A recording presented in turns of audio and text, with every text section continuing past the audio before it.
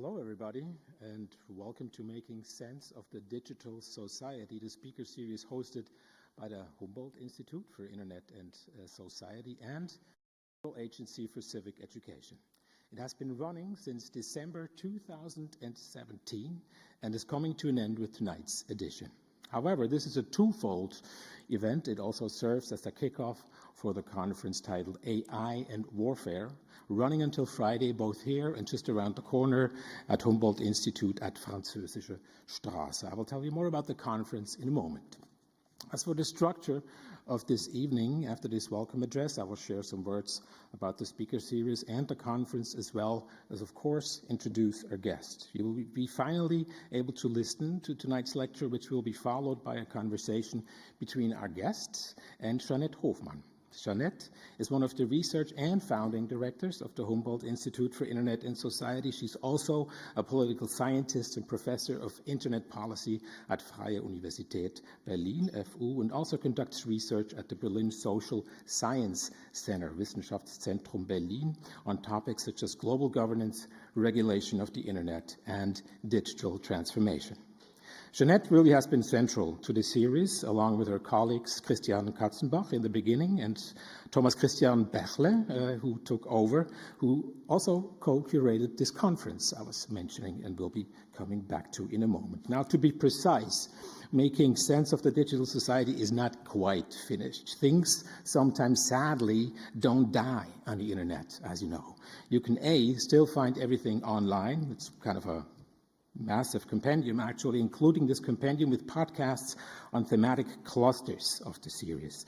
B, a book is being prepared by Thomas Bechle and Jeanette Hofmann that will be released sometime next year. And C, there are new formats or series on the horizon, likely starting next year as well. So thank you for having me those 7 years now as moderator.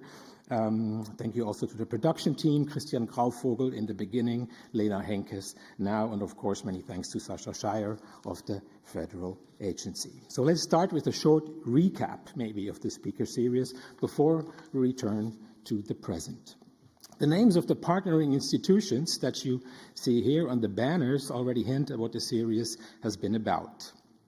Questions like how societal change is connected to the internet, or more broadly to technology in general, AI, algorithms, and not just generative AI, what we usually hear or read about, and how we can broaden academic or political discourse behind closed doors for the public sphere. Civic education, that's what it's about. Although our distinguished guests have come from various places, I recall China, India, the USA, the UK, also the Netherlands, Italy, and of course Germany. Not so many Germans though. And although we have discussed global platforms, cities, and digital infrastructure, the scope has distinctly been European, usually at the end of a session. You can probably guess now that when we addressed the European perspective on the geopolitical race for technology, we focused significantly on regulation and how to shape technology according to civic needs rather than merely corporate or geopolitical ones. Indeed, during those 7 years the series has run, we have witnessed considerable changes in European regulation. And by that, I do not only mean the GDPR, the General Data Protection Regulation, the mind and finger-numbing process of accepting cookies all day. The GDPR was actually implemented shortly just before the series began. I'm talking or thinking about the Digital Services Act and more recently the AI Act, which, although passed, is still under construction and subject to, this is Europe, national variations until it is fully implemented. As most of you in the audience tonight are experts in one or the other field that are discussed here, we know that the AI Act is a so-called risk-based regulation. It differentiates between fields of AI that require stricter regulation and others that don't. Surveillance, for example, in the workplace and public places is highly regulated. Regulating global platforms is a bit more complicated, as we have seen also in this series, but as I recall, it has always been of high public interest. When we had, for example, Shoshana Zuboff here 4 years ago, speaking about surveillance capitalism, the turnout was massive in a very large venue. Also a very nice turnout tonight. Thank you for that. We also actually received almost freak numbers on YouTube, well over 300,000 views for the English version and over 50,000 for the German translation up to this day. Taylor Swift does still attract slightly more traffic. That might be true, but comparatively speaking, those were numbers that even we found hard to make sense of. So despite the hot topic and the well-known speaker, the algorithms of YouTube played a significant role in pushing the filmed lecture. And here we are entering black box territory. We are in the realm of intransparency. This, of course, and this is why I'm kind of talking about that all the time here, is one of the antagonistic dynamics that I think has haunted this series, often reappearing almost like a specter. Especially with today's algorithm-driven systems and machine learning, we see much more precise and, of course, much faster results than before, but at the same time, we know less about how they come about and how they are processed. So we have simultaneously more certainty and less certainty. As a cultural critic, I would see this as a structurally psychotic situation, a form of paranoia that extends beyond academia and intelligence agencies into the lives of almost everyone. Think about phishing emails, phishing with PH, that continuously flood inboxes, claiming that you have been hacked, that spyware has been installed on your device, and that you should pay a ransom in, big surprise, Bitcoin. Sometimes these emails appear to be sent from your very own account. If you're lucky, your address has only been spoofed or masked, as they call it. If you're less lucky, some scripts have taken advantage of unsafe settings from your email provider.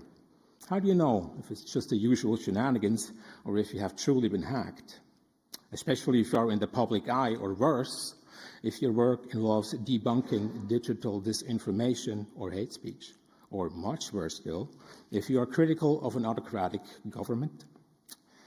One of the more depressing nights we had in this series was at the end of the pandemic. We all still wore masks, in the audience at least, when Marius Dragomir and Kristina Rozgoni spoke about freedom of expression in Central and Eastern Europe, mainly in Hungary. Our distinguished guest, who made the journey from Princeton, New Jersey, would know all about it, having spent a long time in Hungary and to this day publicly commenting on the similarities between the politics of Viktor Orban and Donald Trump, as well as the think tanks connecting them. I'm pretty sure we will hear about that too tonight. Okay, sorry, this intro is running a bit longer than usual. I hope you understand it is in the nature of the two things we are celebrating tonight, an ending and a beginning. You will hear everything about AI and warfare from tomorrow until Friday at the conference hosted by the Humboldt Institute, the University of Bonn, and the network called MeHuCo, short for Meaningful Human Control, which deals with autonomous weapons system. The latter is concerned with the modern military aspects of warfare, but as you all know, there is a significant amount of hybrid warfare occurring in the information domain. The conference aims to establish a dialogue between these fields that are often explored separately. This is where the following keynote comes in. Our guest has studied and worked in many places, including New York City, Chicago, Ann Arbor, a really nice university town close to Detroit, and the great swing state of Pennsylvania schools of law, with frequent stints in Vienna and other locations east of Vienna, as I said, Hungary. She's now a professor of sociology and international affairs at the Woodrow Wilson School and served as director of the program in law and public affairs at Princeton University. After 1989, she focused her attention on the transformation of countries under Soviet domination into constitutional rule of law states. She will also be contributing to a book about the series due next year that I mentioned earlier. She has, of course, an incredibly long list of academic publications, but you may also see her on TV or read her quotes in the New York Times, as I did for preparing this event. She sometimes even writes for the German Verfassungsblock, also she does so in English, and she's also on the advisory board of the Humboldt Institute for Internet and Society. I hope we see her discussing different subjects than Donald Trump after the election next month. Tonight's title is, let's see if it applies to the yes after November, Democracy at Risk, the Autokrat Spyware. There's still a question mark there. Well, let's hear it. Please welcome Kim Lane Scheppele.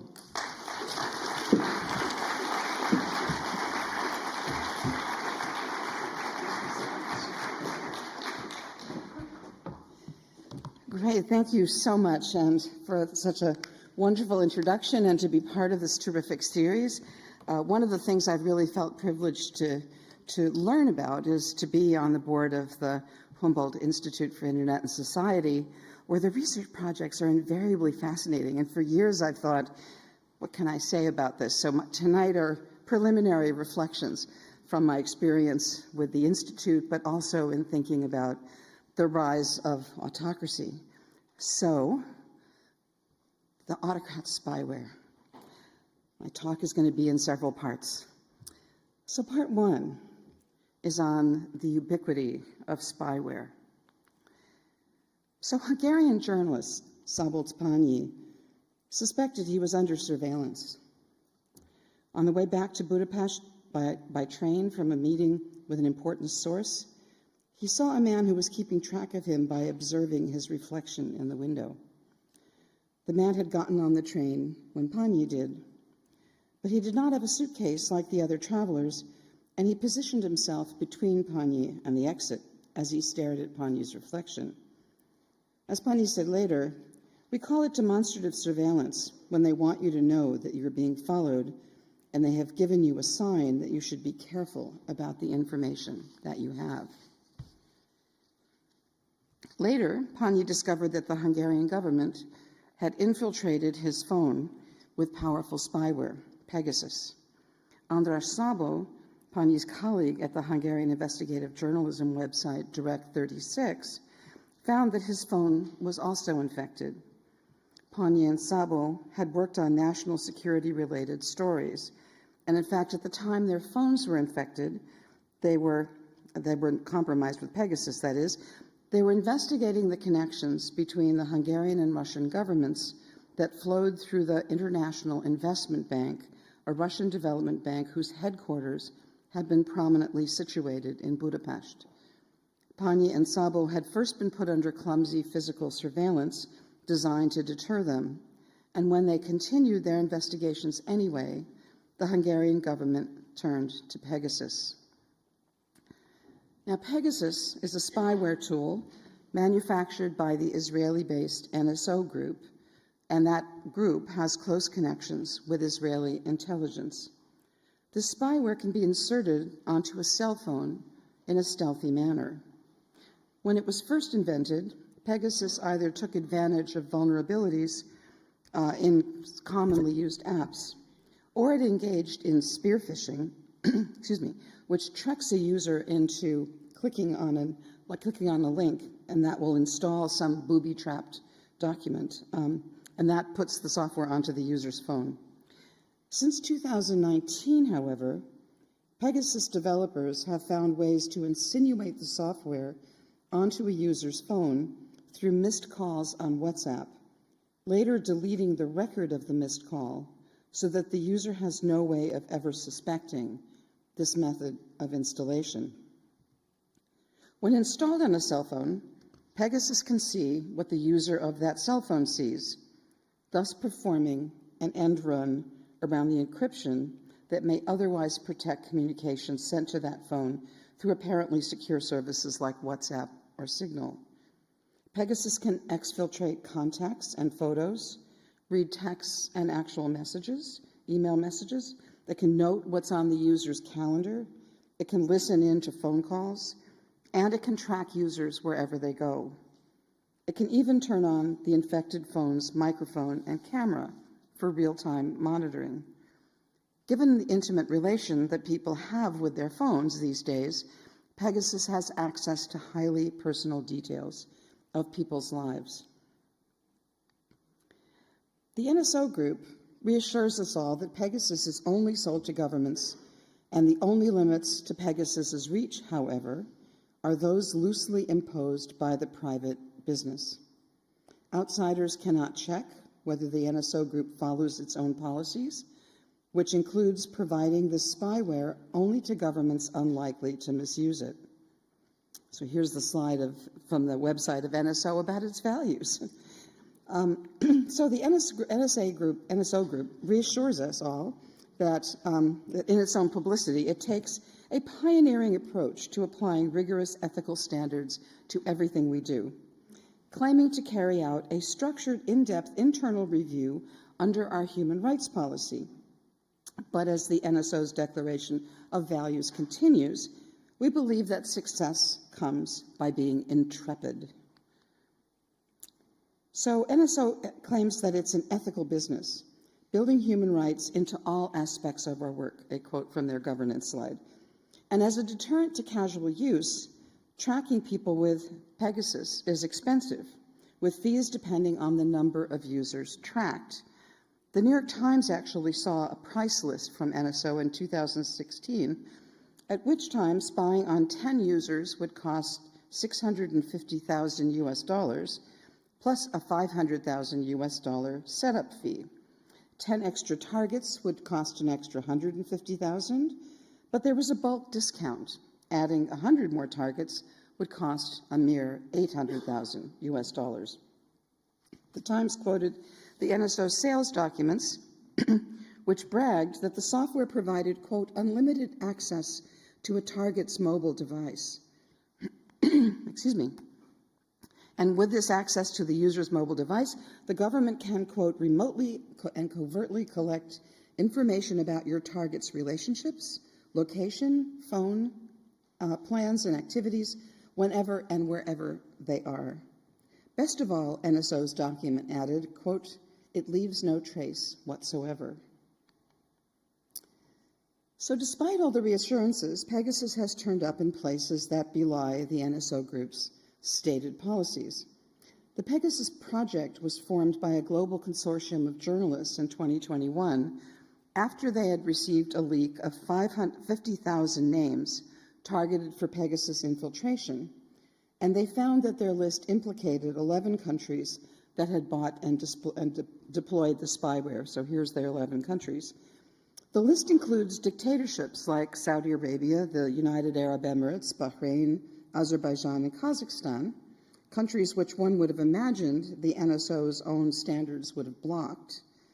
But it also included backsliding democracies like Hungary, Mexico, and India, which are troubling in a different way because they have governments consolidating power and attacking opponents.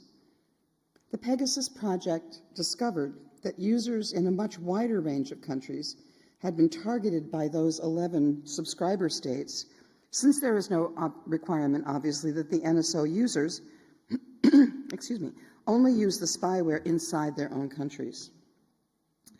So here's a map of the phones infected with Pegasus based on the Pegasus project's investigative research. It shows that many people in countries that did not seem to have contacted or contracted directly with the NSO group had phones that were nonetheless infected from those 11 countries, right? So, for example, in Europe, excuse me, Pegasus was discovered to have infiltrated phones in France, Spain, the Netherlands, Belgium, Poland, and the UK.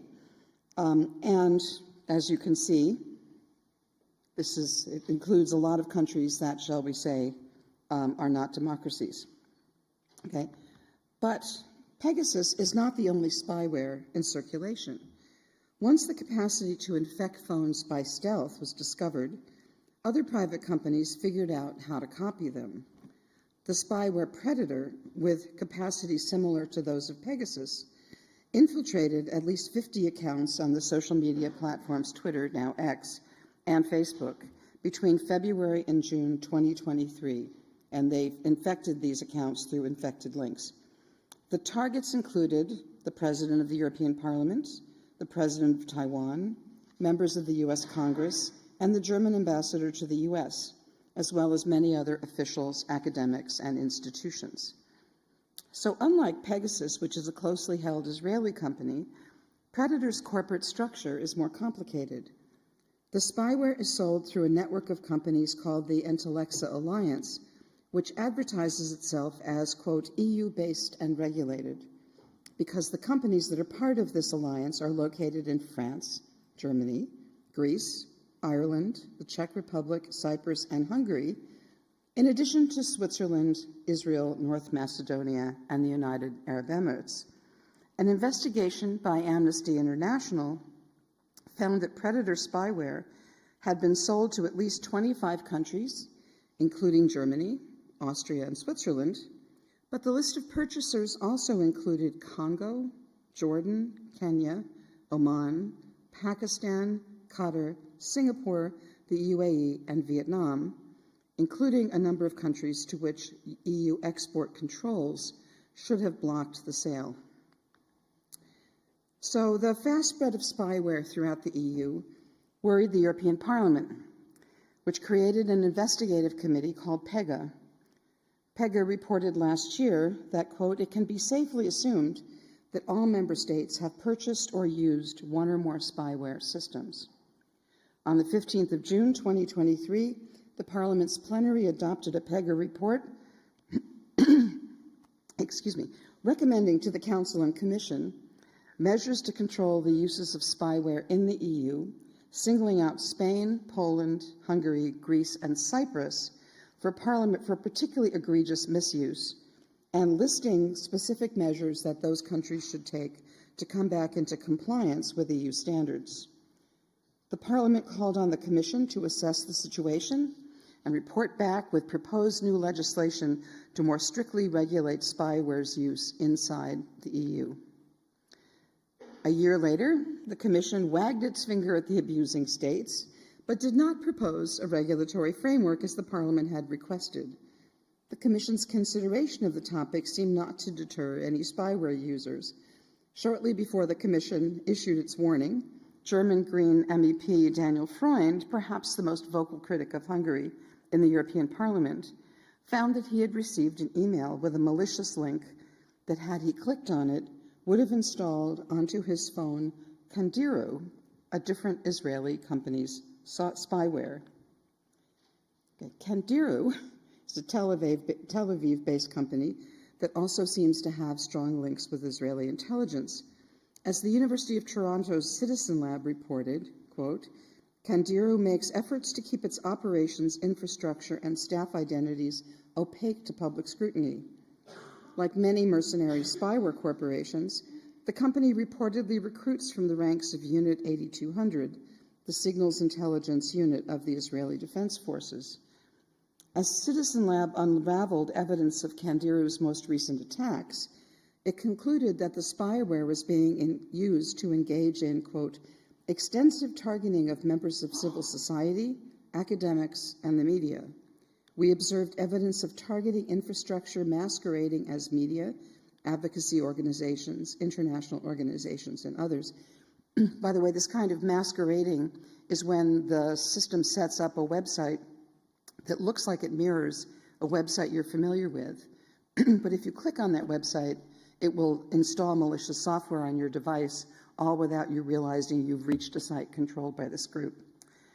All right, so working with Microsoft, whose software Kandiru had exploited, Citizen Lab observed at least 100 victims in Palestine, Israel, Iran, Lebanon, Yemen, Spain, United Kingdom, Turkey, Armenia, and Singapore. I list all these countries just so you see how widespread the use of this spyware is. Victims included human rights defenders, journalists, activists, and politicians. Now, spyware has been implicated in some of the most serious human rights violations of our times. As fielen, the former UN Special Rapporteur on the protection of human rights while countering terrorism, wrote in a blog post accompanying the release of her concluding report in that mandate, the Special Rapporteur on extrajudicial executions has implicated spyware in intelligence gathering on Jamal Khashoggi. He was the Washington Post columnist who was killed in the Turkish embassy. So the intelligence gathering on him prior to his murder in 2018. Forensic analysis by the Citizen Lab at the University of Toronto has evidenced spyware present on the devices of multiple human rights activists and journalists subjected to torture, unlawful arrest, and physical violence worldwide. In other words, the spyware was used to locate them, find out about their movements, and then they're arrested and tortured. And spyware imposes a chilling effect on civic exchange and political engagement, undermining the rights to privacy, free expression, association, and assembly. In short, spyware has gone global and is no longer under the control of democratic governments. Rather than protect those governments from terrorists and other rogue actors, it is being used by governments for abusive purposes. And so back to Hungary, where Szabolcs Pányi and András Szabó have become internationally famous for having been targeted with Pegasus, which has not stopped their brave and penetrating national security reporting. Pányi has now won several major journalism awards for his bravery, most recently the 2024 Free Media Award, which was just awarded a couple of weeks ago. But can journalists targeted with Pegasus actually do their work? As Pányi said recently, it's every journalist who has been targeted's concern that once it's revealed that you were surveilled, and even our confidential messages could have been compromised, who the hell is going to talk to us in the future? Everyone will think that we're toxic, that we're a liability. And maybe that's one of the points of spyware. Part 2. This is not 1984. The ambition of governments to know everything about their potential challengers has long been a fantasy of dystopian fiction. In his famous novel 1984, George Orwell described a society in which every aspect of a person's life was monitored. But the measures used were ham-handed and highly visible. Endless posters said, "Big Brother is watching you." The police helicopters swooped low enough to look into windows. The telescreens that watched everyone could not be turned off and provided endless information back to faceless spies while simultaneously announcing propaganda to the masses. The ever-present thought police might be watching everyone all the time, or maybe not. It was impossible to tell. As Orwell's narrator Winston Smith said, quote, "You had to did live, from the habit that became instinct, in the assumption that every sound you made was overheard, and except in darkness, every movement scrutinized." So we all know the lessons of 1984. It wasn't just in fiction, but in real life, the totalitarian states sought to control everything about their hapless citizens. They wanted to eliminate all individuality and spontaneity, and with them, all resistance. They wanted docility and conformity above all, and mass surveillance was crucial to ensuring that they got both. In the end of the novel, 1984, when the state caught up with Winston Smith's rash acts of secret defiance, it crushed him by using his biggest fears against him. Now, Orwell published his novel in 1949. The 20th century interwar dictatorships that he knew operated on a mass scale and ended in mass slaughter. Adding to Orwell's picture of a society under the absolute domination of an absolute leader, Hannah Arendt's probing analysis of totalitarianism noted that both Stalin and Hitler had aspired to, quote, "totalitarian domination which aims at abolishing freedom, even at eliminating human spontaneity in general." We can rehash the authoritarianism-totalitarianism debate again, of course, but 20th century dictatorships had some unmistakable similarities. The chosen people that the regime believed could be loyal were drafted as cadres working toward a common ideological goal, aided by a secret police to ensure no second thoughts. And in the end, those who were targets of the regime ended up in camps slated for death. Ultimately, the totalitarian state treated its citizens not as individuals, but as a mass public to be educated through mass propaganda. And according to Arendt, in an ever-changing, incomprehensible world, the masses had reached the point where they would, at the same time, believe everything and nothing, think that everything was possible and nothing was true. As she continued, mass propaganda discovered that its audience was ready at all times to believe the worst, no matter how absurd. Now, the 20th century dictatorships targeted no less than individuality as such.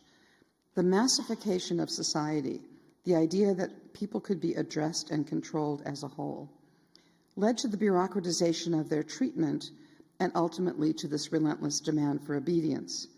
1984, which fictionalized life in such a regime, put its population under the watchful eyes of telescreens and created a world in which it was impossible to know who might agree with your deviant thoughts unless you took a huge risk to find out. The point of mass surveillance was to make it dangerous to stand out and impossible to organize with like-minded others. Pegasus, Predator, and Candiru may make us think that we have returned to the total surveillance for which 1984 serves as a shorthand, but actually we're no longer living in that kind of world. The idea of mass society has gone out of fashion, not least because the reality of mass society has disappeared, at least among countries that purport to be democracies. Instead, decades of social science research has documented that along almost all dimensions, that contemporary democracies are falling apart, or at least becoming deconstructed. People have become less likely to belong to groups that intermediate between the state and the individual, like political parties, religious institutions, and social clubs, and people have become more and more reliant on smaller and smaller circles of friends and family, finding refuge and community instead on the internet, where, among other things, they can be anonymous or reinvent themselves as personalities they do not have to maintain IRL, that is, in real life. As the society that we live in changes, so too do the methods of dictators. 20th century dictators controlled mass society through ideological domination and overt mass repression, but now 20th century dictators are doing the opposite.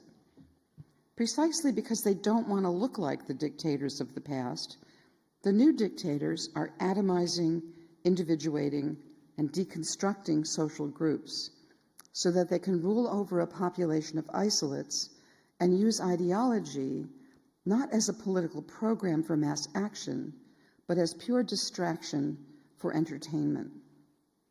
The technology of dictatorial domination over mass society of the 20th century was the highly visible surveillance of all. By contrast, the technology of dictatorial domination over post-mass or deconstructed society is the 21st century version of this surveillance, which is spyware, in which people are spied on unawares, one person at a time. Spyware is the technology of choice of the new autocrats. Now, this is a big claim, so let me provide some evidence to make the case. First, on the deconstruction of society.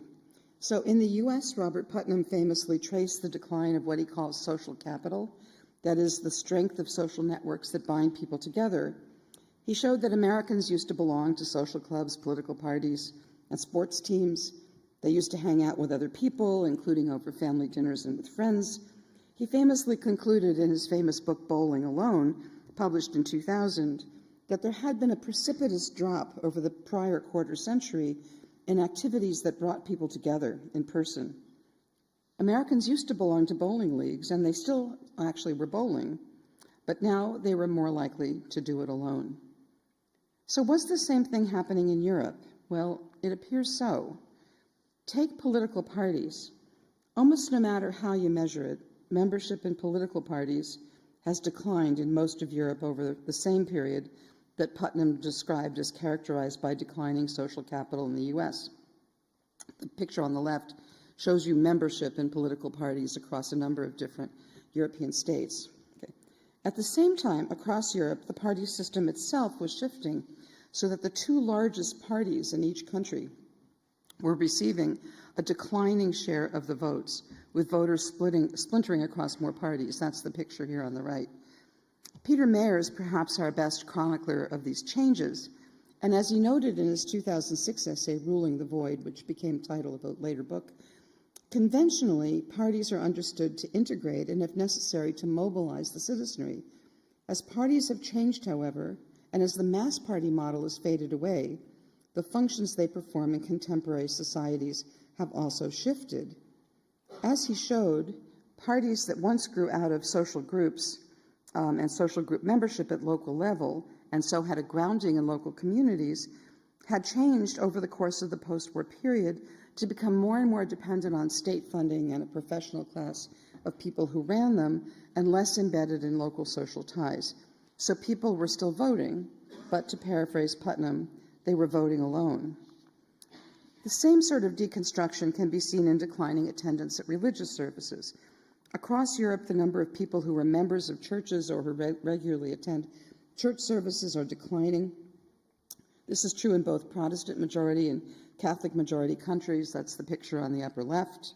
While women still attend religious services more frequently than men, it's the picture on the right, even their numbers have declined in this crucial period between the 1960s and the turn of the millennium. What we see is an even more revolutionary kind of change in how it is that couples meet. Okay, now this is US data. I would love to find out if there's a comparable European study. And the question is, how do you meet the person you later got married to?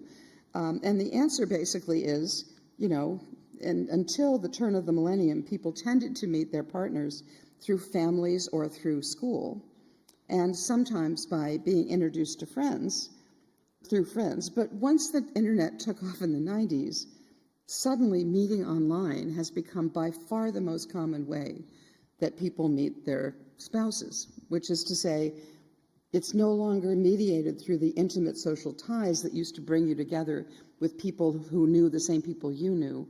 Now you tend to meet them alone online. I could go on, but suffice it to say that the pattern that Robert Putnam observed in the US seems to be a more general phenomenon in democratic societies. From what we can see of the trends, people spend far less of their time than they used to in organized in-person company of others. In short, the kind of social organization that would give rise to a mass society has disintegrated, and in its place we find people who have fewer and fewer strong social ties. In other words, we now have a post-mass society. All right, part 3. Now the autocrats come in. All right. So the dictatorships of the 20s and 30s across Europe and up through 1989 in Eastern Europe towered over mass society and gained their power through mass repression, as we've seen. But since the turn of the millennium, the world has witnessed the rise of a new set of dictators as countries that once scored high on the VDEM Liberal Democracy Index. It's an index that measures things like separation of powers, electoral integrity, and respect for rights. That's what this measure measures. High is good, low is bad. And so those countries that used to score fairly high on that have been falling quite far, quite fast. These are the 10 top, or bottom, I suppose. The countries that have fallen the farthest fast in the last 10 years or so. Autocrats inside these countries have consolidated power by eliminating checks and balances, packing once independent institutions, especially judiciaries, and putting pressures on the media and the civil sector. Europe is not immune from these trends, as you can see. Hungary, Poland, and more recently Greece are among the top backsliders in the world if you look at how quickly democracy is being curtailed. I call these dictators autocrats because they go to great lengths to actually not appear like the 20th century dictators we already knew. If they looked like them, we would treat them like them, right? We would say this is really horrible. Okay. So instead, these new autocrats often masquerade as democrats. Most have come to power through elections that are more or less free and fair, at least the first time. They consolidate their power through law, changing the appointments process for judges, altering the regulatory system for media, fiddling with the election rules. The new autocrats do not use overt force against their opponents until quite late in the game of consolidating power. What they do looks from the outside like a new leader winning an election and then altering the law. Moreover, as we've seen, however, the new autocrats are coming to power in a different social context than their predecessors. Where the 20th century dictatorships arose out of highly organized social space in which religious institutions, unions, mass parties, and other forms of large-scale social integration brought people together, the new autocrats are coming to power in a deconstructed society in which social bonds are much looser and in which much interpersonal communication is mediated through devices and even anonymous. Instead of being armed with centralized mass communication platforms that can reach audiences through one-way messages, the standard mode of communication of the 20th century autocrats, The new autocrats are entering a post-mass society in which the dominant forms of communication are personalized. In this new social world, each individual has their own private source of information. Now, where there was once a huge generational gap in the use of the new technologies, including smartphones, that gap has narrowed substantially in recent years across a wide range of countries. If you look at the blue line, those are the older generations. They've now caught up to the younger generations in terms of owning smartphones, and the penetration of smartphones into these societies is getting close to 100%. Okay, and so this is where the generations have grown together. And then the question is, what are people doing on these phones? And that's where the chart at right shows you that overwhelming numbers, that's the percentage in each of those countries that's on at least some social media sometime, which is to say this has really become a very dominant form of mass entertainment. And so what are they doing? They're using social media to link with others, displacing in-person connections. So this is the context into which spyware makes its appearance. In many ways, it's the perfect fit for a world in which there are fewer in-person conversations to overhear, fewer meetings to infiltrate, fewer groups to spy on. Instead, these days, people's phones provide the best guide to what their owners do and think, and who is in their networks, and even what they are planning to do next. So people now practically live on screens, okay? According to a 2023 survey, most Europeans spent about 1/3 of their waking hours staring at screens. In many other parts of the world, the numbers are even higher. In fairness, this includes computers as well as phones, but a big chunk of it is phones. The best place for a spy to sit now to find out everything about a person is then right inside the screen. So this is why the new autocrats find this spyware terribly convenient. In keeping with their light-touch dictatorship, in which they announce to the world that they are still democracies, and in which they do not engage in overt mass repression or mass human rights violations, spyware allows the new autocrats to keep up the pretense that they are really different from the other dictators. Their societies look and feel free. There are no telescreens or Big Brother signs. Instead, if you go to a country in which spyware is in frequent use, being used by these autocrats to keep tabs on anything that might rattle their rule, you won't be able to tell. In fact, those people whose phones are infiltrated can't really tell either. The only way to know for sure is to have cybersecurity experts examine your device, and if they find that it's been affected, perform a complex operation to remove it. This is the Norton, company's sort of instructions on how to get rid of Pegasus. Of course, spyware technology constantly evolves to evade detection. I haven't even mentioned the older generation of spyware like Finfisher, which used to be state-of-the-art and has now been supplanted by even more stealthy tools. So we can expect that as new ways to detect spyware become available, the spyware itself will evolve to evade them. Okay. Now, autocrats haven't given up completely on mass surveillance. Just think of all the CCTV cameras combined with facial recognition software that are in use. But spyware has a different logic. It singles individuals out of crowds and combines recognition of that individual with a huge portfolio of private data to allow nearly every aspect of a person's life to be traced in real time.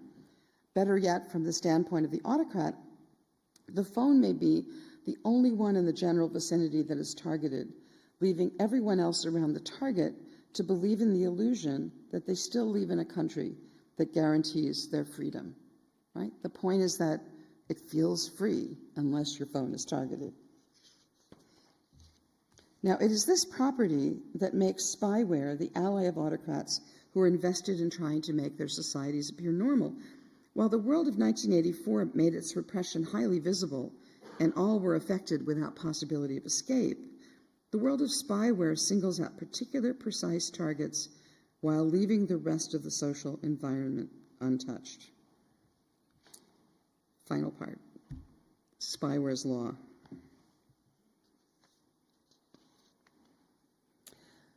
So here we are in Europe, where the General Data Protection Regulation gives everyone rights in their data.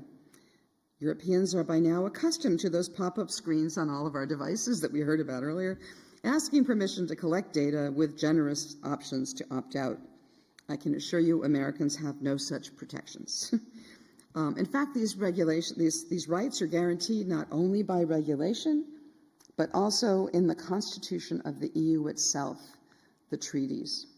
So here's language from the Charter of Fundamental Rights of the European Union, which guarantees the right to respect for private and family communications and the right to the protection of personal data. The rights are stated without qualification, as if they apply to everyone in Europe all the time. But Article 51 of the Charter specifies that these rights are only in force in member states, quote, only when they are implementing EU law. So when is that? Okay, back to the treaties. So Article 16 of the Treaty on the Functioning of the European Union says that everyone has the right to the protection of personal data concerning them. You think, aha, this is actually, not only do you have a right in the Charter of Rights, but you actually have a provision in one of the central treaties. Surely such data rights protect against spyware, right? So how can they be deployed legally within the EU? Well, the answer lies in the carve-outs to the right, and in particular the derogation or exception for national security that starts with Article 16.2 and then continues in coded language in Article 39 of the Treaty on European Union. Article 39, if you read it, makes no sense if you don't actually know where you are in the treaties, because it says in this particular chapter, then the states can sort of figure out what to do. What it's really telling you is that there are special rules that apply to this chapter, and this chapter includes very prominently national security. So if surveillance is done by a member state in the name of national security, it becomes none of the EU's business, but a matter only for national control. So every state that deploys spyware against its challengers in the EU claims to be carrying out this surveillance in the name of national security, and that exempts them from the constraints of EU law, by and large. Now, this gives rise to the curious phenomenon in which private companies that make the spyware sell that spyware to governments, and in doing so, largely avoid regulation themselves when those governments claim that they are using spyware in the name of national security. The EU has an export control ban on the sale of spyware to abusive third countries, and one would think that this applies to EU-based entities that constitute, for example, the Intellexa group that has Predator, for example. But it seems that those export controls have been evaded when Intellexa sells its Predator spyware to abusive third countries through one of its overseas subsidiaries. In short, the spyware industry is not effectively regulated inside the EU, even when the EU's much vaunted protection of private data would seem to make you think you are protected. Okay, so what's happening? So we're starting to get a little bit of attention paid to this by some of the European courts. So this is a decision from 2020 of the European Court of Justice. The ECJ, the European Court of Justice, recognizes that this is a problem, and they've started building a framework for eventually trying to have a say. So in this judgment, which was a response to a preliminary reference from the Investigative Powers Tribunal in the UK, that's a very specialized tribunal that handles primarily terrorism cases, okay? They send this reference, this is shortly before Brexit. The ECJ found that member states are not permitted to require internet service providers to transmit personal data, and the key word here is indiscriminately, to the security and intelligence services in the name of national security. So this was like bulk surveillance. Everything that goes through an ISP's, sort of wires would get transmitted to British intelligence. Okay, and so in short, what counts as national security for the purposes of determining a legitimate derogation from the general principles of EU law is something that the ECJ has now said it can review. Okay, so this is actually an important thing, because before this decision, you didn't know if the ECJ was just saying national security, none of our business, or national security, let's look and see whether it's really national security. And this is the decision where they start to say maybe we can have a look. Okay. Now, this challenge was to bulk data collection in which the UK security services gathered a huge amount of personal data without any individualized suspicion of the person whose data were collected. And so this decision applies primarily in this context where many of the people whose data is snarfed up have no specific suspicion that the intelligence services have. Okay, now something similar is happening over at the European Court of Human Rights, which, armed with Article 8 of the European Convention protecting the right to private life, also found that the UK's bulk data collection project violated the rights of those whose data were collected. And I love the name of the case, Big Brother Watch and Others versus the United Kingdom. So this was a case, 2021 case. And here the ECHR also found the UK's system of requiring internet service providers to turn over everything failed a proportionality test. And they said the system didn't have sufficient safeguards for processing data. So here again, the courts are starting to look at what are the safeguards, what are the systems, do you really know whether the person whose information you're gathering has done something, okay? And so we come to Germany, where just a couple of weeks ago, the German Federal Constitutional Court, which has been particularly vigilant on the idea of data protection. I might say I think data protection rules are stronger in Germany than anywhere else in Europe, but even so, in this decision 2 weeks ago, the court was looking at the Federal Criminal Police Office Act, authorizing covert surveillance, so putting people under surveillance without telling them. The court said that covert surveillance was in principle permissible, which is to say, yes, you can do it, but it imposed a number of restrictions on the practice. In particular, such surveillance could only be used when the suspect was, quote, sufficiently likely to be connected to potential crimes, and when the data so collected could only be retained for the duration of the particular criminal case. So there has to be a prior suspicion. You can't just gather information on everyone.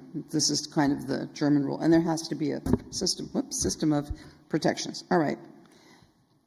So how is spyware legal after all of this? And with this cascade of court decisions, one would think that spyware would at least be on the run a little bit, because the courts look like they're trying to regulate at least this bulk collection. But such is not the case, precisely because spyware is exactly not used in bulk collection.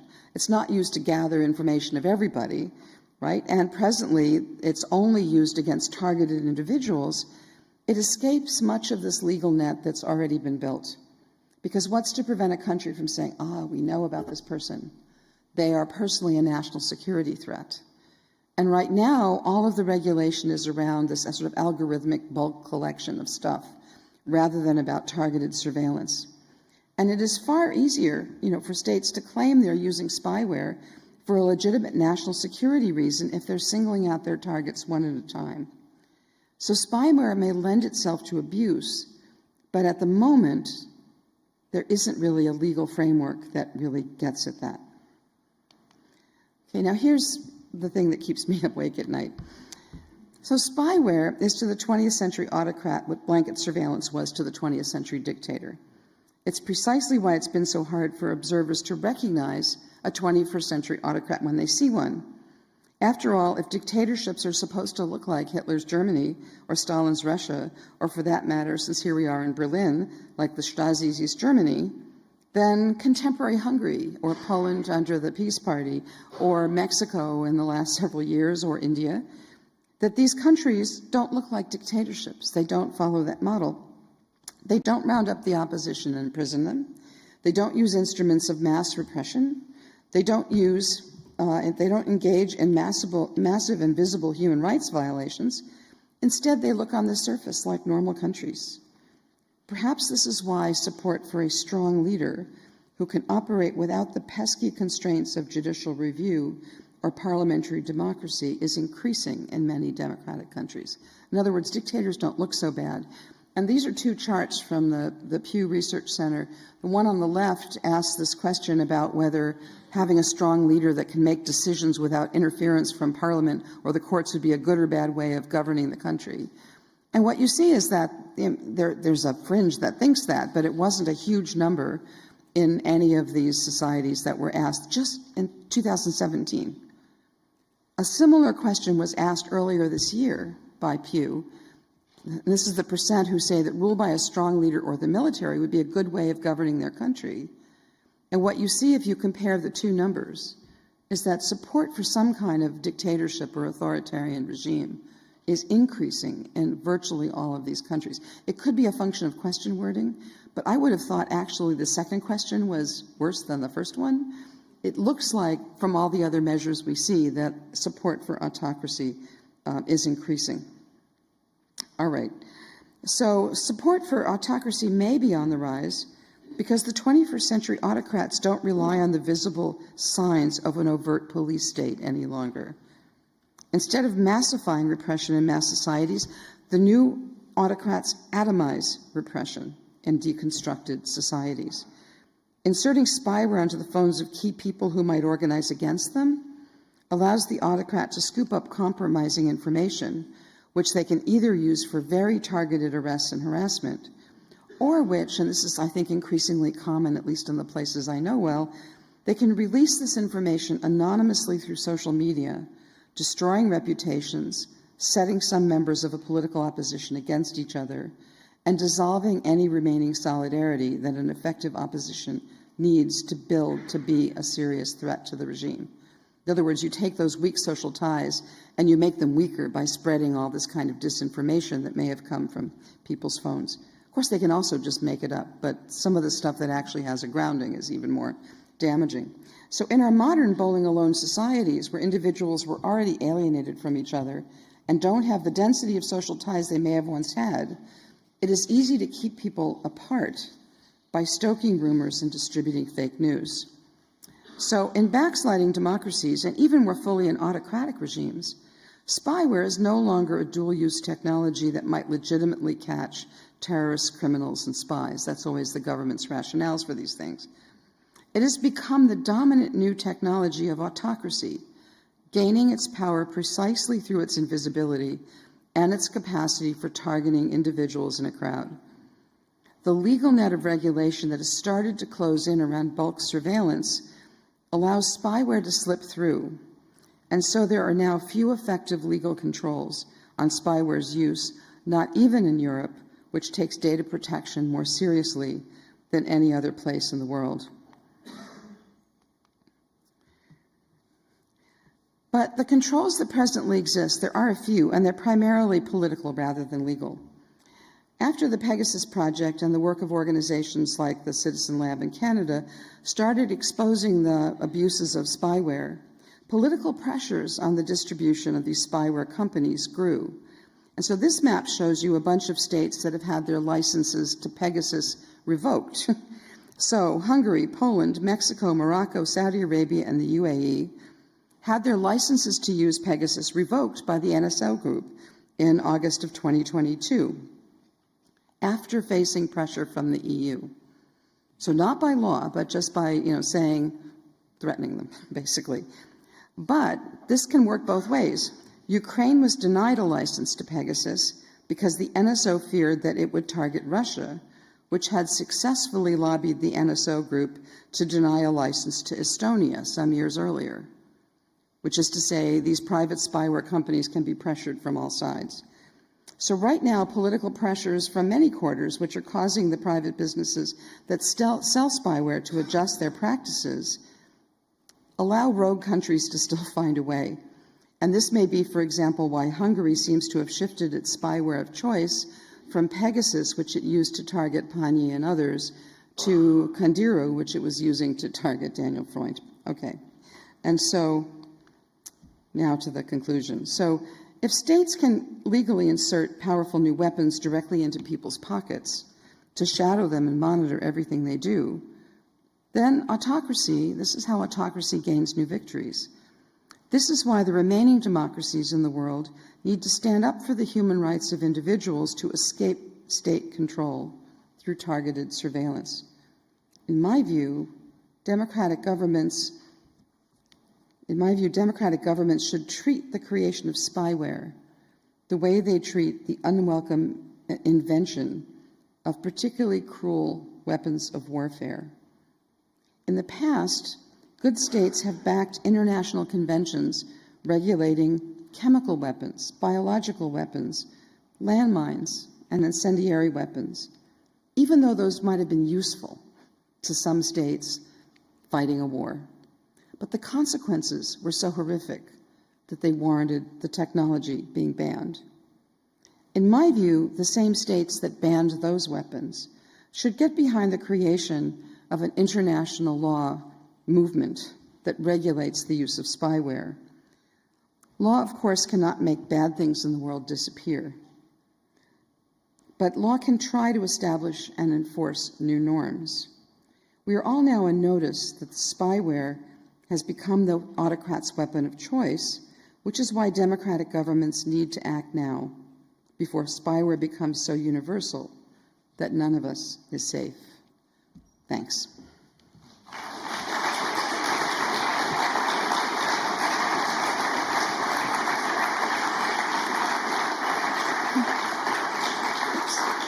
Sorry. Great.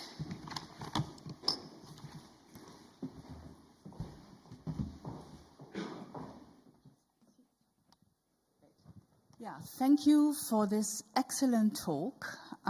Thank you also for making it so interdisciplinary, which is very important for what we are doing here.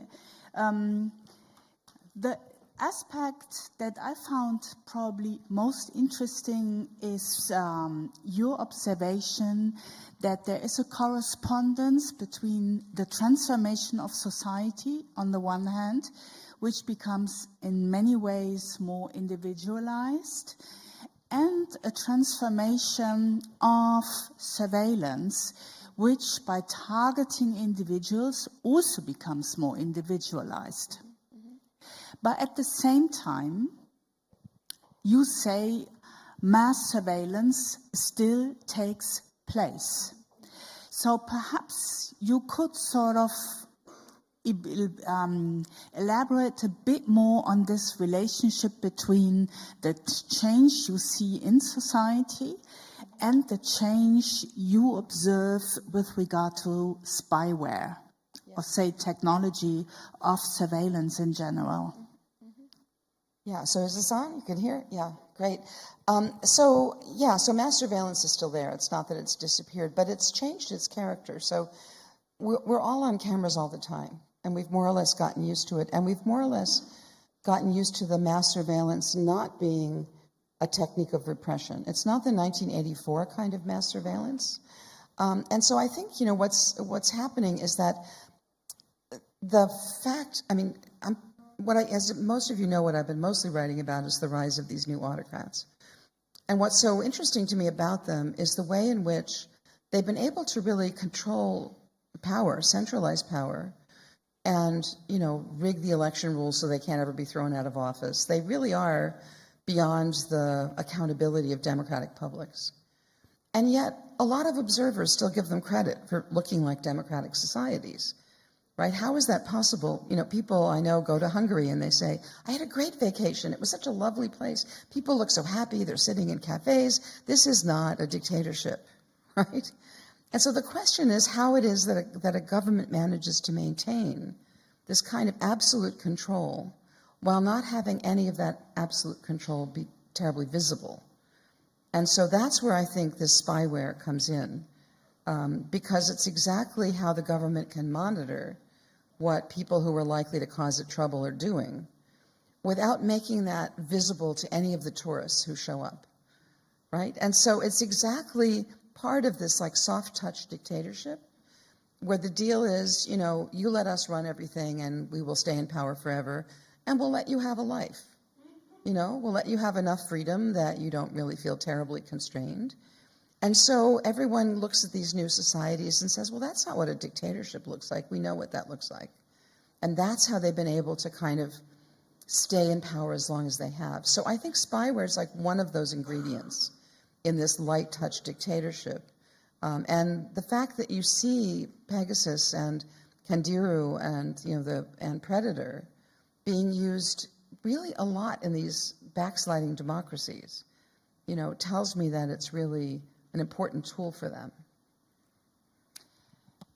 absolute control through targeted surveillance, or is it absolute control through a combination of, say, mass surveillance and targeted surveillance? Yeah, so the mass surveillance is also intimidating in some ways. So again, the country I know best is Hungary. So one of the things that Hungary has done is that it now seems to be in possession of Chinese facial recognition technology. Excuse me. And it uses that in combination with, well, they have these cameras on the top of police cars that are like the Google Street View cameras that do the 360-degree sweeps. And so when those cameras kind of go slowly, with those cars with the cameras on top, go slowly through demonstrations, for example, they're picking up who these people are in the middles of crowds and then matching them to facial recognition technology. There was at least one demonstration, some people in the audience may recall, there was this university called Central European University, which was based in Budapest. Now it's in Vienna. When there were still demonstrations to keep it in Budapest, so lots of students turned out from all over the city. And the police used these Google Street View cameras to pass through the crowds.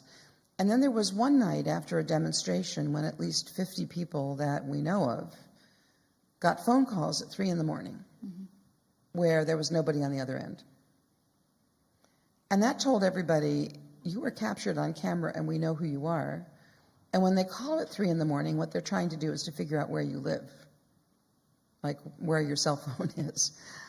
So it's clear that this, that's a more mass surveillance technique, and that's actually being used in Hungary as well. But it's not being used so much. Nothing awful happened to any of those people, right? It was just like, we know you're there. It wasn't like what's happening to the people who are having Pegasus put on their phones, where they lose their jobs, they get harassed. It's something where they really are in danger of not being able to maintain the lives that they had. So mass surveillance still has a role, but this spyware is just, it's really insidious. Again, in the Hungarian case, the people that were targeted were journalists, lawyers. They wanted to hear the conversation between lawyers and their clients, particularly lawyers who were dealing with asylum cases. They actually put the spyware on some of their own people. In particular, one person who had been negotiating with the Russian government over the improvements that were supposed to be made to this power plant that Russia was going to be providing the technology for. They bugged their own person to make sure that he didn't say anything to the Russian government that they didn't want to have said. Or maybe they were, well, anyway. The point is that, when this technology is possible and you don't know until later that you've been bugged, it also has this effect of everybody wondering whether their phone is bugged, right? So that has another kind of widespread effect. Let me just mention this one other technology just in use, again, since Hungary is always my case. What the government used to do before it started using Pegasus was that there was this odd system, and I don't know how they did it technologically, but they would put, members of the political opposition under surveillance. And the way that you knew you were under surveillance is, suppose I were to call you, because we're friends, we're in the opposition. What I would get when I called you was not you, but a recording of our last phone conversation. They did that to a lot of people, and including some members of the European Parliament from Hungary, for example. And so that told you, that's this demonstrative surveillance that Szabolcs Pányi was talking about. They would do that first to intimidate people, and then they went to Pegasus. So again, I'm sorry for the long way around, but the point is that it's a combination of surveillance techniques, and a lot of it is just to make people nervous and to make people realize that anything they say or do could be monitored, and that by itself has a kind of deterrent effect. And the fact that you don't know is part of it. So let's turn to the link between these spy technologies and autocracies. Yeah. The map you showed also countries like Germany, which is not an autocracy, and most studies wouldn't even categorize it as a backsliding democracy, but still that kind of technology is used here. So how strong is the link between the type of political regime and the use of this technology? Yeah, so I don't think spyware necessarily turns a good government bad. It makes a government turning bad worse. Mm-hmm. And the reason why I think it hasn't been regulated is that the technology is so useful to governments that think of themselves as good. You know, they think, we know some bad guys. We want to put this is how you control specific people that you have a suspicion about. And if you have a national security service that is trustworthy and democratically accountable and plays by the rules, then I could imagine there being some legitimate uses. But think even of Germany's history in this, Germany being the best regulated system. Okay, so if something can happen on here. Paper. On paper, well, that's exactly what I'm going to say. So remember when it was discovered that the BND had been cooperating with the National Security Agency, and Germany was actually snarfing up large amounts of internet communications at the Americans' behest. Mm-hmm. That was discovered after the fact in a highly regulated system. So now that's not spyware directly, but it shows you that the intelligence services, once they decide that something is important, can very easily evade regulation, and the less detectable the technology, the easier it is for them to evade detection. Mm-hmm. So, you know, a lot of the maps that we have of the abuses of spyware come from the fact that if you're in a country that's backsliding, you might suspect your phone is infiltrated, and then you have to go find out. So this is, we don't have like a random sample of phones to find out, what's happening. So, and when the technology is that secret, you don't see the good uses very much. But the bad uses are so overwhelming and also attributable even to some countries that you wouldn't yet think of as backsliders. Mm-hmm. And it's such a destructive technology that this is what makes me wonder whether it can ever really be controlled. Particularly if prices predictably will fall, right? Right, and then the prices will fall. What you see already is that every time one spyware manufacturer gets called out, so like everybody in the room probably knows about Pegasus, but you might not have known about Candiru, right? That's the one that's now popping up to take its place. And if Candiru gets outed with human rights violations, there'll be a third one. Like they just keep shifting their corporate forms in order to wash clean the record of abuse. Mm-hmm. And what's really, so here's another thing that bothers me about spyware. These are private technologies. They're probably invented in conjunction with military uses. But then they're spun off and they're sold by private companies. And private companies can pick up and move more easily than individuals. Mm-hmm. And so a lot of the spyware is sold through companies that are operating in networks or operating from states that are not putting serious controls on their exports. And so as a result, what you get is a private business. I showed you some of the NSO slides, pledging. They said, we have this wonderful internal human rights policy. We screen all the countries to make sure that they're not human rights violators. And then you find out that Saudi Arabia has Pegasus, and you're thinking, did they steal it? But they can't, because the way it works is that you buy the license, and then you have to pay for each person that you surveil, and you're paying the NSO group. Mm-hmm. So the NSO group knows exactly who's being surveilled, and NSO group is under no regulatory structure that is limiting what it can do. So that's the worry. It's this public-private combination. Yeah. If this were like most military technologies, which are developed by states and then kept under state regulation, you could use some of the pressures of international law to go after states that were propagating or selling. That's why I tried to make the analogy at the end to chemical, biological weapons, landmines, and incendiary weapons, because when those are deployed by states, you know who did it, and you can bring international sanctions and pressures to bear on them for using unlawful methods of warfare. This is what do you do against a commercial company that can reinvent itself in an autocratic state, which is kind of what's been happening. So we have a unregulated territory actually in a double sense. First of all, we have this claim of national security, which carves out huge loopholes of all EU regulation at the moment. And this, as a second dimension, you have the fact that a lot of it is developed by private sector companies, which escape in different ways the kind of regulation. Exactly. So what chance do you see that this will be eventually reined in by constitutional courts? And which one would you bet on would make a move in that direction? You mentioned already a few examples. Yeah. Well, so first of all, we really need a different framework for thinking about this public-private stuff. And the fact that so many of the new technology tools are being invented by private businesses for military uses. I mean, this has been a outsourcing of military technology is a long-standing problem, and this also has some of that same quality. So where will the regulation come from? Well, for one thing, I'm hoping that the Court of Justice of the European Union will start to say, okay, so states get to have a free pass when they claim national security.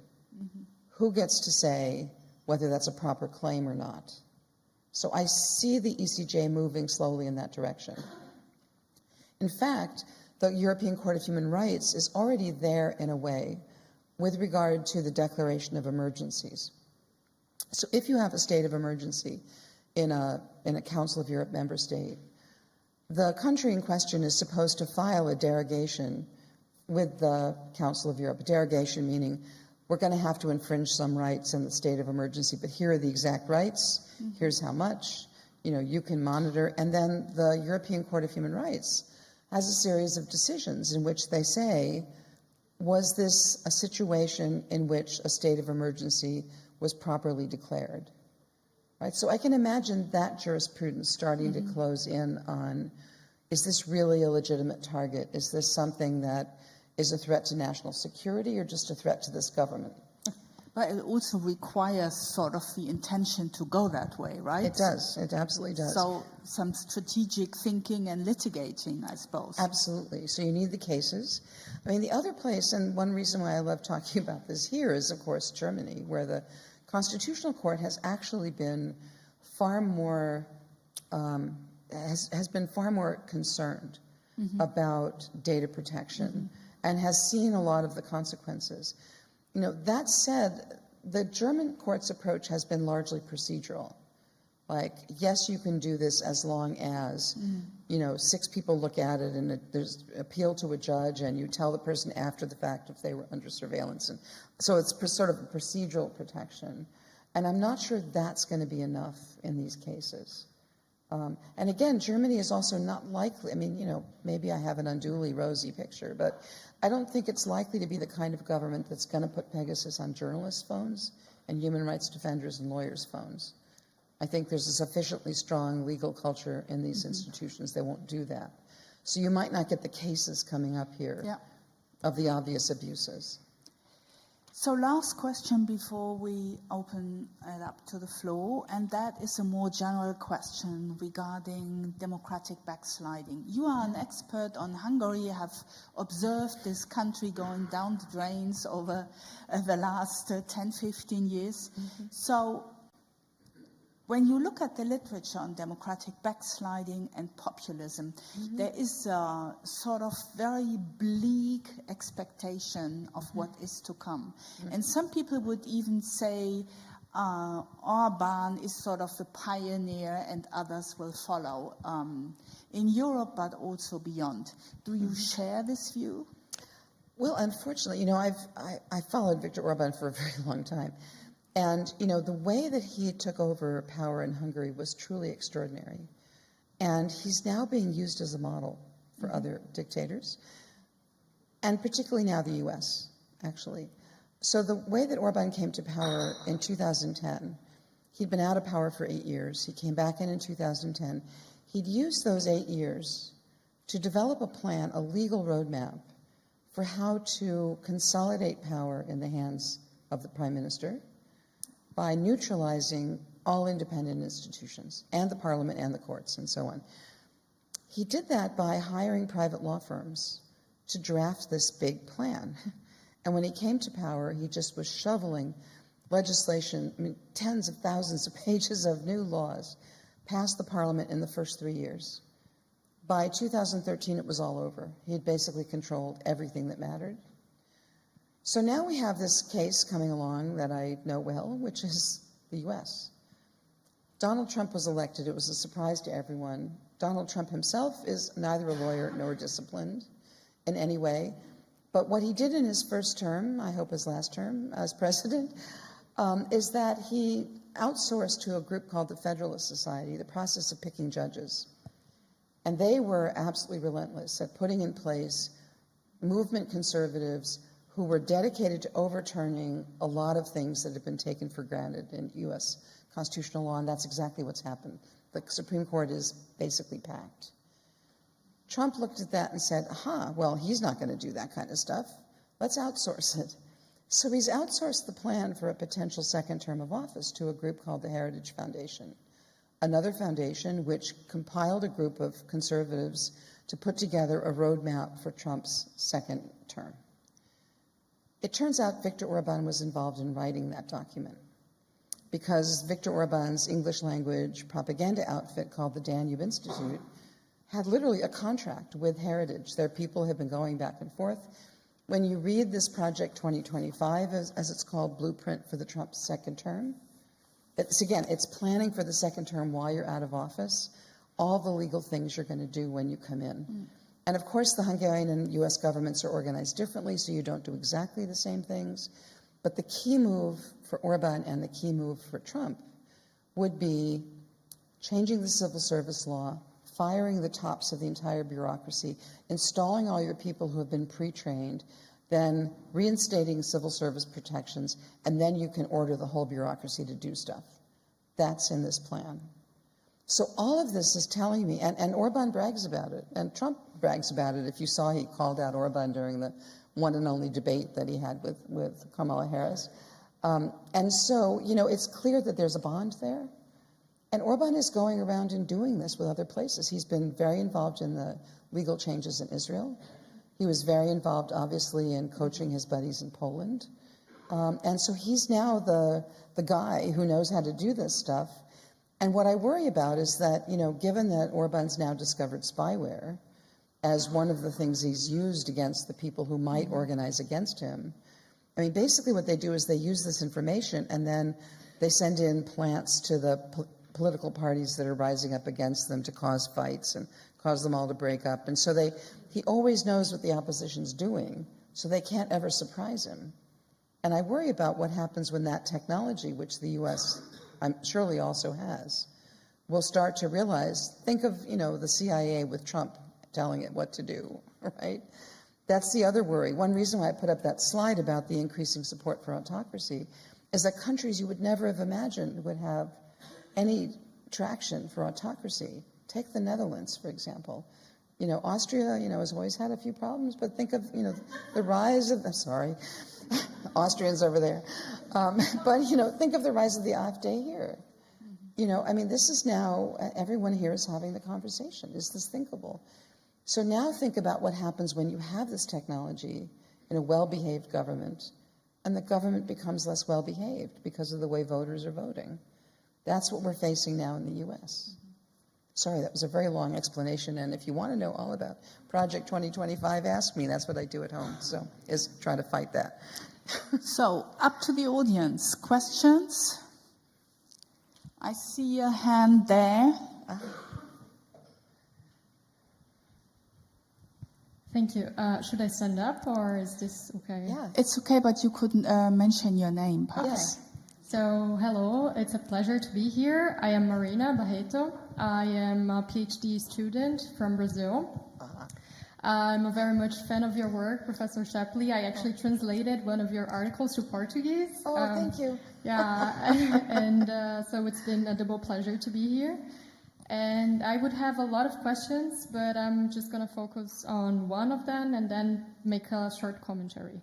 So, I thought it was very interesting, and I kept thinking if maybe because this is also coming from a lot of different academic circles about like how society is fragmenting and digitalizing is making us more lonely and fragmented in general. And I'm thinking, aren't we maybe idealizing too much the past, the social past, our social experiences and the experiences in social mass society? So this would be one point, and being too pessimistic about digital ones. So it can also be nice for mobilization strategies, and also very abusive and wrong. And regarding to this point, I'm thinking, especially in the case of Brazil, Bolsonaro, Brazil. Yeah. So he also mobilized a lot in social network, and not only through spyware, and that made people feel they are not lonely. Like they had a lot of Telegram chat groups, Discord groups, and so isn't this also social ties?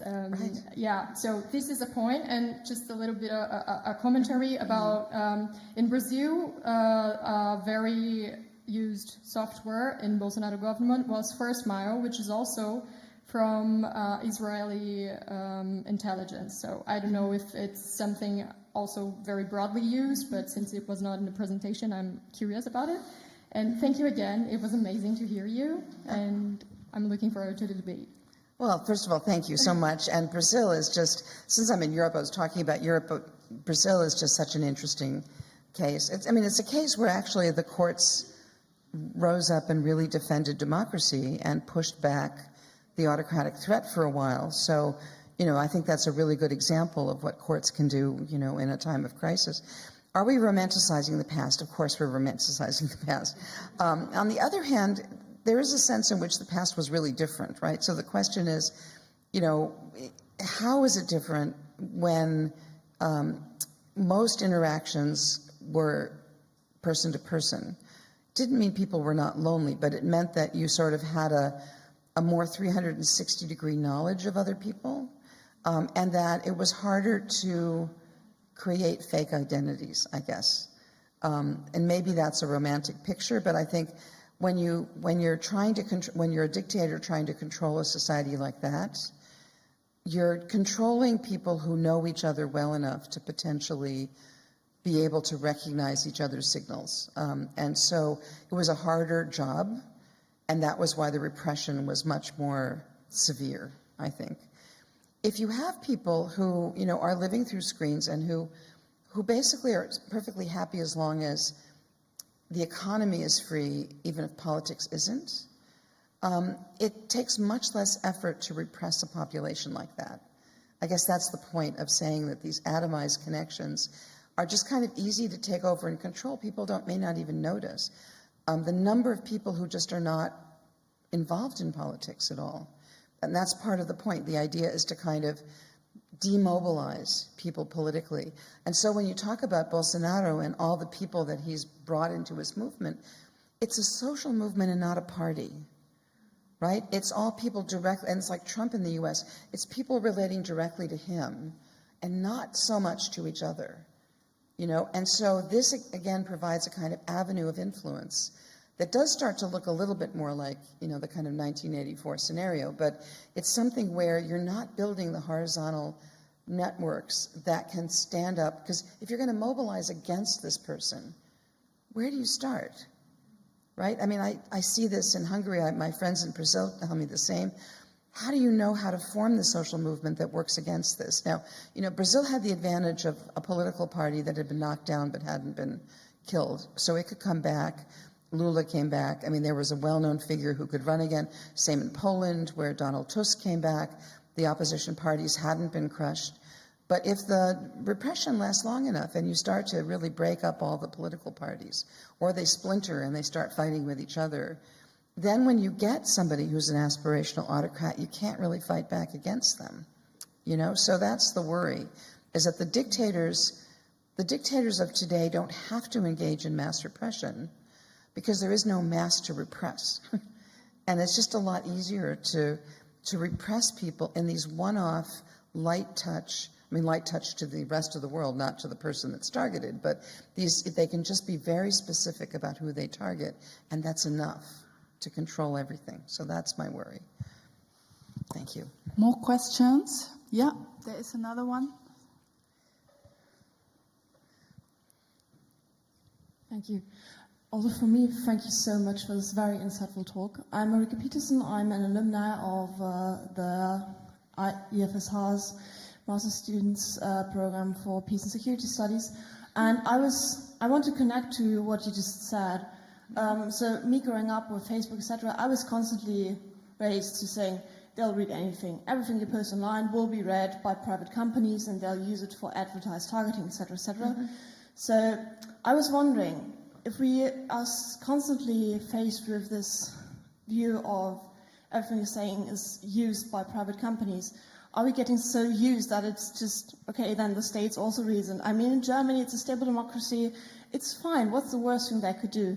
So that it's normalized for us to think that everything we're posting online, everything we're using online, our phones, etc., is used, that it just doesn't matter to us enough. So it's very hard to gain attention, for example, for the new security package just proposed by the German government. Thank you. Well, thank you. So first of all, don't be so secure in your democracy. The U.S. used to think of itself as, the one that taught democracy to the rest of the world, and look, here we are. So it doesn't, what's kind of alarming is that it doesn't take a lot to rattle a stable democracy, and I think what's been interesting about following the German debate is the kind of alarm and mobilization around the rise of the far right. That said, the far right is doing pretty well in certain parts of Germany, right? So, and I see, like with the new constitutional amendment or the new amendments to the law in the Constitutional Court, people thinking ahead about how do you preserve the institutions that are really the watchdogs, of democracy in Germany. So, I do think that there are a lot of features here that I wish I saw in more countries.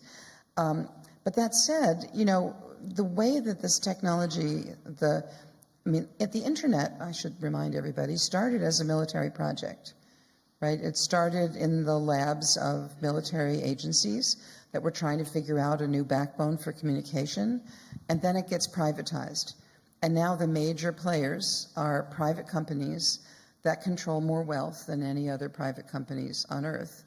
And because they operate transnationally, it's the same problem with X or Twitter, whatever you want to call it, or any of the Instagram social media platforms, Blue Sky, whatever. It's hard to regulate them because they are transnational. So they've taken advantage of the global reach of this technology to be able to locate themselves wherever they have the least regulation. So if you wonder why all the, data companies and the internet service providers are in Ireland, it was because everybody knew that their data protection officer would look the other way. And everything kind of migrated to the country that would have the least enforcement. So when you're dealing with private businesses in a world of transnational regulation, the businesses are usually ahead of the regulators, and they're moving around to other places. And given the dependence, part of the reason for showing you all that stuff about screen time and, penetration of cell phones and penetration of social media is that these have become absolute essentials in people's daily lives. And it's a space in which governments have found, even big entities like the EU have found extremely difficult to regulate. So spyware is the leading abusive edge of it.